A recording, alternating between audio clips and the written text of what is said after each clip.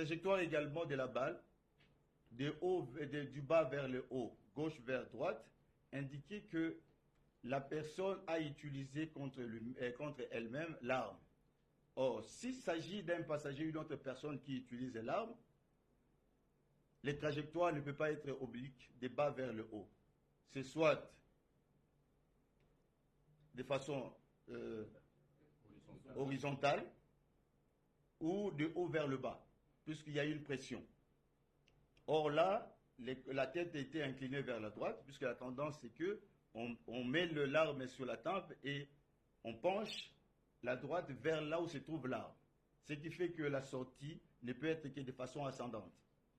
Ce qui a fait que la commission, après ces éléments, ait conclu à ce que les défunts s'étaient auto-infligé ces blessures. Ce qui du reste a été également confirmé par l'autopsie.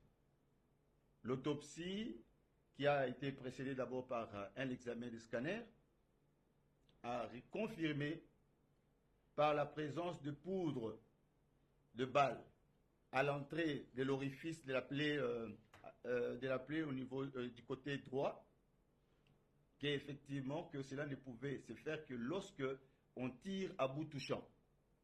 À bout touchant, l'arme étant sur la tempe et que la balle part, les poudres demeurent, ça ne se disperse pas, mais ça demeure et on a trouvé une masse noirâtre tout autour de la plaie.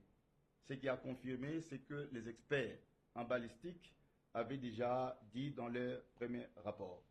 Et la conclusion, c'est que M. Chéribin Okende est mort à la suite de l'hémorragie résultant de la blessure ou des blessures causées par l'arme par lui-même utilisée ces jours. Voilà la conclusion de l'autopsie. Mais au regard de ce qui se disait,